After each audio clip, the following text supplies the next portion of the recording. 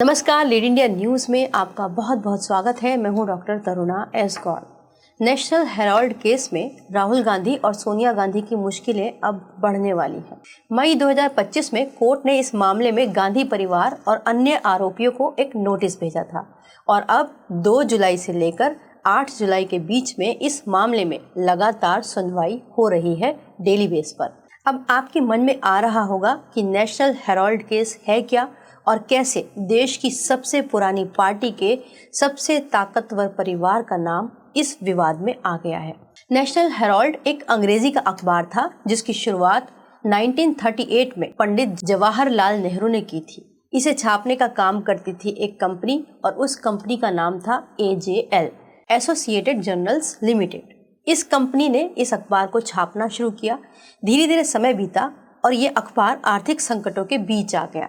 इसी दौरान साल 2010 में यानी उसकी स्थापना के काफ़ी सालों के बाद कांग्रेस पार्टी ने AJL को लगभग 90 करोड़ रुपए का लोन दिया, लेकिन उसके ऊपर कोई ब्याज नहीं लगाया। यानी कि बिना ब्याज के इस पार्टी ने इस अखबार को जीवित रखने के लिए एक लोन राशि प्रोवाइड की। लेकिन लोन देना विवाद नहीं था। असली विवाद तब शुरू हुआ जब एक कंपनी बनाई गई जिसका नाम रखा गया young Indian private limited company ने इस कंपनी का जो लोन दिया गया था उसके एवज में मात्र 50 लाख के अंदर AJL की सारी संपत्ति और कर्ज अपने नाम कर लिया। और उसके बाद आरोप लगा कि कांग्रेस पार्टी ने AJL को दिया गया सारा कर्ज माफ कर दिया। AJL की 2000 करोड़ की संपत्ति यंग इंडियन के नाम में ट्रांसफर कर दी गई। यही सारा विवाद है। यंग इंडियन में जो हिस्सेदारी थी उसको भी अब जब आप जानेंगे तो समझ पाएंगे। इसमें 76% की जो हिस्सेदारी थी सोनिया गांधी और राहुल गांधी की। यानी आरोपों के मुताबिक ये पूरा का पूरा खेल राजनीतिक ताकत का इस्तेमाल करके निजी लाभ कमाने का था। अब इसमें ED कैसे इन्वॉल्व हुई, इसमें ED का क्या कहना है? ED का ये कहना है कि ये पूरा का पूरा जो मामला था वो पेपर ट्रांजैक्शन पर था। यानी ये सिर्फ कागजों के अंदर हो रहा था।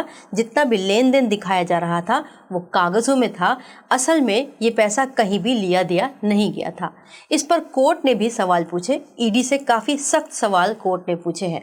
कोर्ट ने पूछा, अगर ये कर्ज माफ़ करना वैध था जैसा कि दूसरे बैंकों में डिफ़ॉल्टर्स के साथ होता है, तो फिर अचानक से इस मामले में केस क्यों चलाना पड़ा?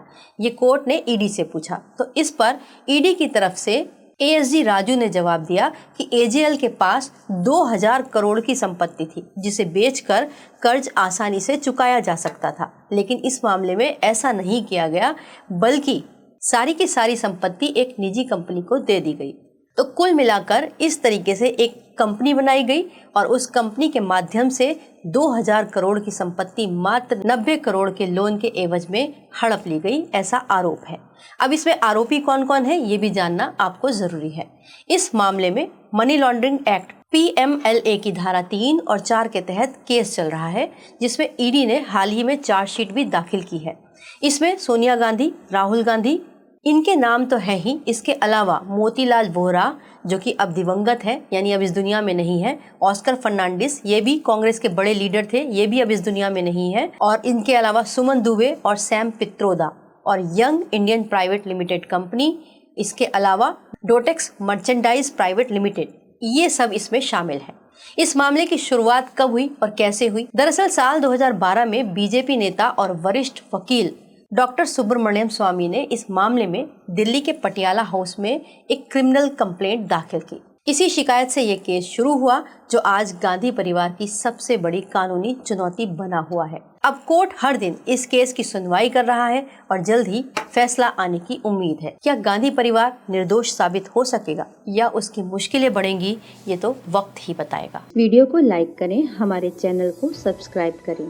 हमारे वीडियो सबसे पहले देखने के लिए बेल आइकन प्रेस करना ना भूलें।